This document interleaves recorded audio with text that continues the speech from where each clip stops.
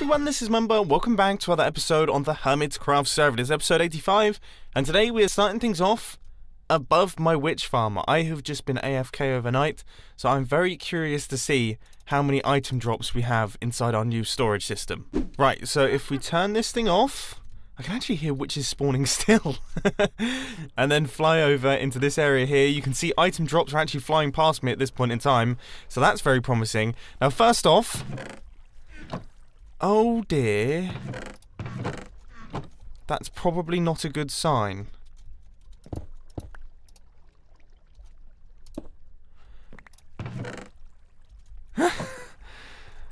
There's a number of things that haven't worked there. So that is totally full. And in theory should be giving a comparator output, but it's not. Also, the item sorter hasn't worked. So, yeah.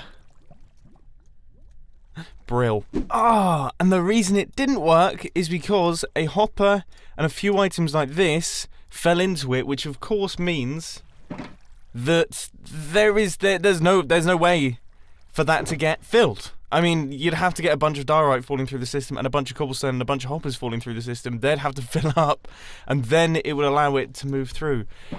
Ah, so there's nothing wrong with the redstone. It was all the sorter's fault. How frustrating is that? Well, despite that slightly disappointing start to today's Hermitcraft episode, we're not actually going to be working over at the witch farm today, although we might AFK at it later. What we really need to do is we need to work on the Sahara project. The building is kind of half done in the shopping district right now, and we need to put some serious time in. So I think we're going to meet up with Iskall and Green, and we're going to try our best to make some serious progress on that. But first, we are going to need a ton of resources. Okay, I don't have much sand, and I have next to no gravel.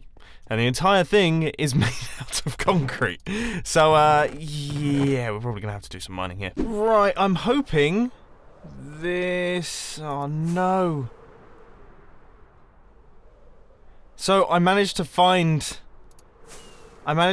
some mutated hills. These are like gravelly mountains. And, oh, this one looks like it mainly hasn't been touched. Is that a woodland mansion? No way! Well, that was close. We almost lost the Subterranean shovel, which I imagine would have upset him quite a lot.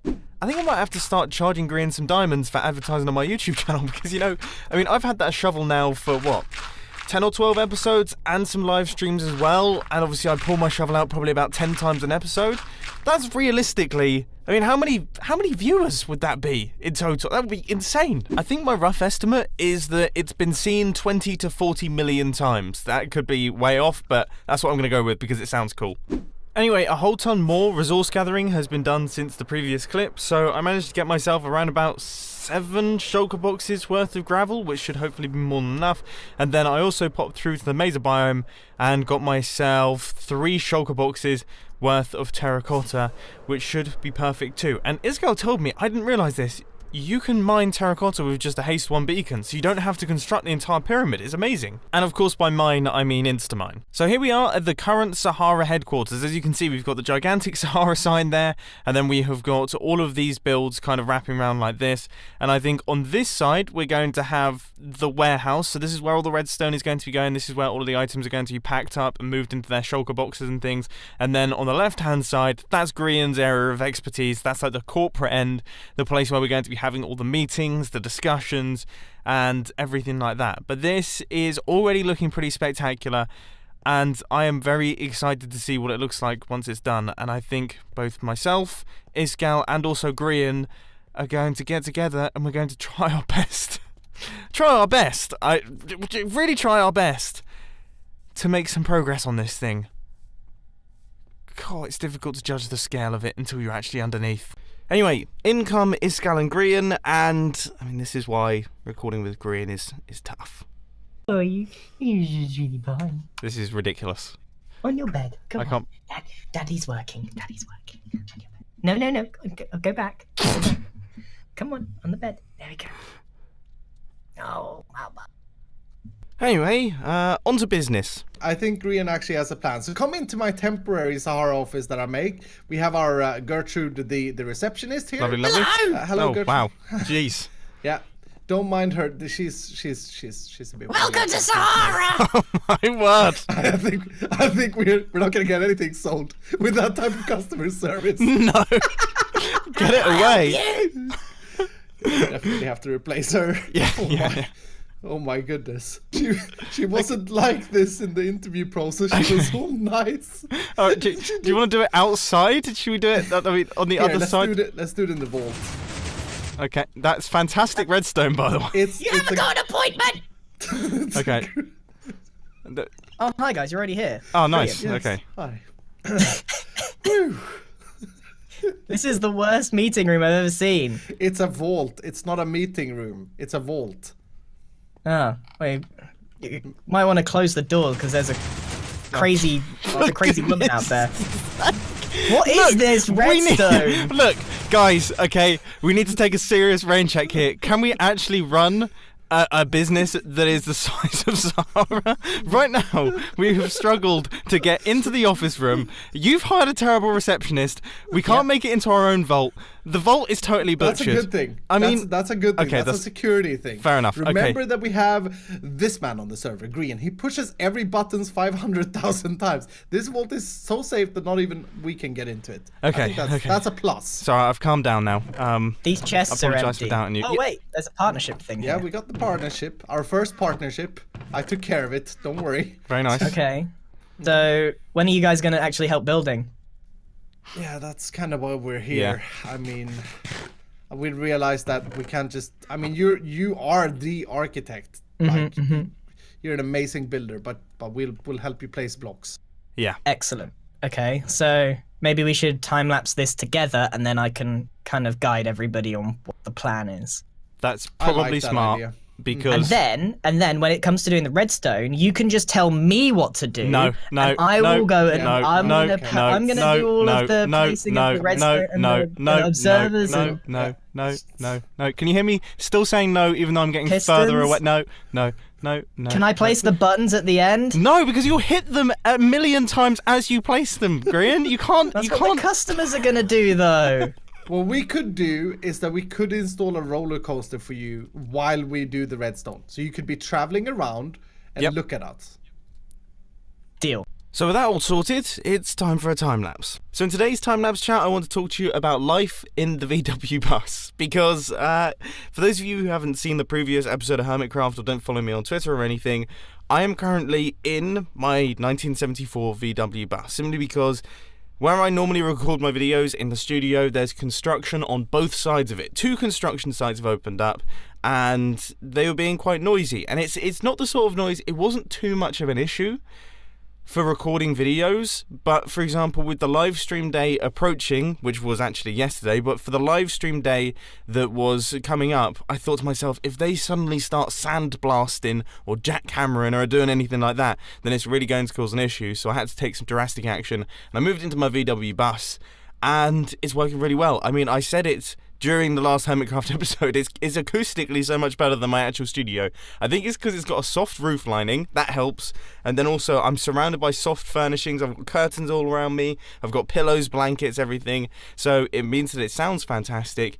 But I mean, there are some slight flaws that I'm starting to realise. If I'm over at my base, my computer starts to ramp up, and if I work at my base for a long period of time, or anywhere that loads up my computer a little bit more, then it really begins to heat up the van. So that's one slight problem. There are birds that they're in the trees around my VW bus. So I have bird song in my videos now, which could be a positive or a negative, depending on how you look at it. I mean, the door seals in the VW bus, they're famously bad, and it actually lets a draft in on my feet. So my entire body is actually quite warm. I'm really, really comfortable. But my feet get absolutely freezing. So I've actually had to pull out some Christmas reindeer slippers that I'm currently wearing while recording my videos. But other than that, I mean, it's the best thing ever. It's fantastic. I don't know how to describe it. It's like, it just feels right. It feels like it's the right thing to do. And I almost feel upset that when I move into my new house, and I actually have a house to record videos in, I kind of feel upset that I'm not going to be in the van anymore. I feel like I'm going to miss it. Because this is great. I might just record from the van forever. I don't know. I mean, I really don't know. Ladies and gentlemen, 6 hours after our little conversation out the front there at the temporary office, we have made some pretty serious progress on this build. So let's just do a quick jump out and fly around so you can see what's going on. Now, if we take a look from the front, you can see, pow, it's looking much, much more like an actual building. When we started, it was very much a framework. Now this actually looks like a build, and it is looking really, really spectacular, I gotta say. So I think it's safe to say that my kind of job role was to be a bulk block placer. I was very much just the bulk block. There was no artistry going on with what I was doing. Obviously, I'm more of a redstone guy, so when it comes to the redstone side of things, that's going to be my level. But Iskal and Grian are far, far better than me at actually building up this thing. So I was just kind of filling in the areas that they wanted filled. So I did a lot of the concrete on the top, a lot of the glass and things. And as you can see, it's pretty crazy. Now, this area here is actually the warehouse. So this space that we have is the space for all of the redstone. All of the redstone is going to be exposed. You're going to be able to see all of the modules and everything like that. And it should end up looking absolutely spectacular. But I am now exhausted. And I think I'm going to go an AFK overnight at my witch farm and hopefully gather up some redstone supplies so that I can actually start work on this. Can you tell that I'm tired? I mean, I can barely talk. I've just had a horrible thought. I feel like I might not have replaced the hopper above the shulker box that stores all of our redstone. Yep. I forgot to do it. But regardless, I mean, we do have one full shulker box of redstone dust, so I suppose I can't complain too much, but still. Anyway, in about 2 hours' time, I'm going on a massive end busting mission, and I've realised that I'm not really kitted up for it. I mean, this is my sword. That's pretty terrible. And also, I don't have a bow, which is pretty terrible too. So I think we should probably get kitted up, because otherwise we're going to be in trouble. Oh yeah, I should probably get some decent trousers as well, because yeah, these are bad. Right, what sort of villagers do we have in our system? Aqua Affinity, that's not very good for trousers. Silk Touch, Fortune 2. I feel like we don't have any sword-based ones, or any armor-based ones. Power 2, that's pretty poor. It's not looking good, is it really?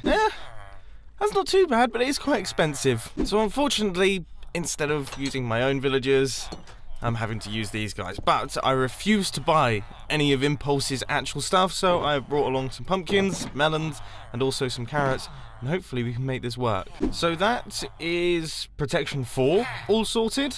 So I think that's my leggings done. That's also my diamond boots sorted, because apparently I didn't have Protection 4 on those already, which is a bit strange. So now I'm 100% Prot 4. And with these enchantments, my sword should end up being half decent. I had no idea that the max enchantment of power on a bow was power 5. I think I've always had power 4 bows. That's hilarious. So I think finally we might be fully geared up now. So I've got my bow, I've got my ridiculous sword as well. I mean, that thing is totally bonkers.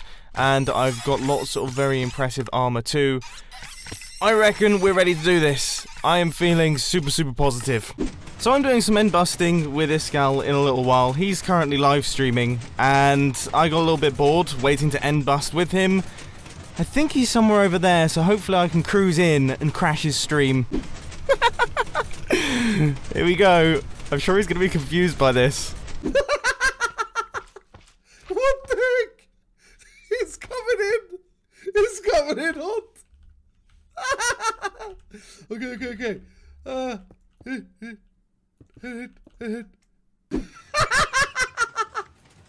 Yep! Bulletproof! Mustache proof!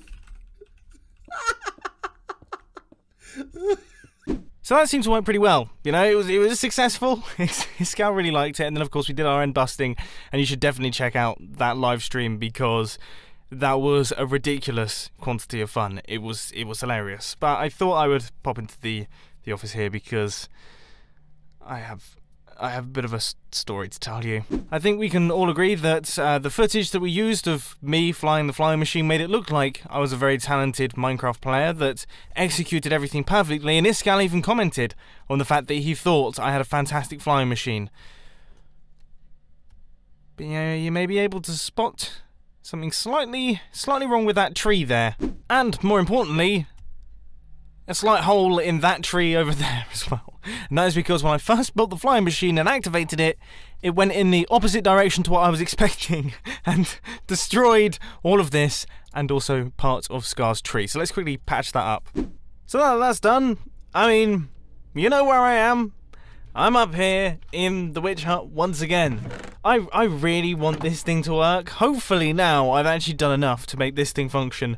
So we're gonna AFK overnight for the 15th time in today's Hermitcraft episode, and hopefully we will actually get ourselves some redstone resources now. If not, I quit. And for the first time in ages, I've actually managed to AFK overnight without being kicked, or the server closing, or my internet going down, or there being some form of power cut. So now I am excited to see if we've actually managed to hold everything together, which we've probably made a mistake somewhere. Come on. And nice! The system actually works!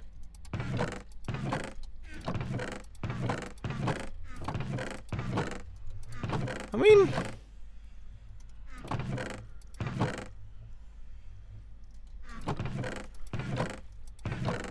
I don't know how efficient it's been. But I can't complain about having 2 filled shulker boxes with redstone dust. That's pretty good going, especially combined with all of the other drops that we got from it the other day. Okay, this is going to make Sahara viable. We should be able to do all of the redstone with this amount. This is exciting. So as I said earlier on in the episode, the redstone is going to fill up this area here. We're going to have some of the redstone underneath this grey concrete that Iscal's placed in his live stream, but some of the redstone is going to be above it and it's going to be exposed. You're going to be able to see it through the windows and it's going to look absolutely amazing. And we're going to be building this at some point in the near future, but it's a huge project. I think me and Iscal said that it's probably going to take between 10 and 20 hours. So I've got to prepare myself mentally for that. But anyway, I really do hope that you've enjoyed this episode on the Hermitcraft server. It's been a lot of fun. We've kind of been all over the place. It's been split up over multiple days. So I hope that you've enjoyed it. If you did, be sure to hit that like button. And if you really loved it, then make sure to subscribe. But thanks for watching, guys. This has been Mumbo, and I'm out. I'll see you later. Oh, this is awkward. This is me in the editing booth right now, realising that this episode is 17 minutes long. It was very difficult to judge the length of this one with the 6-hour time lapse and then the recording with Iscal and everything like that. I thought I had plenty, but it turns out that no, I'm running real low. So I apologise for that. Next episode will be 24 minutes to make up for it.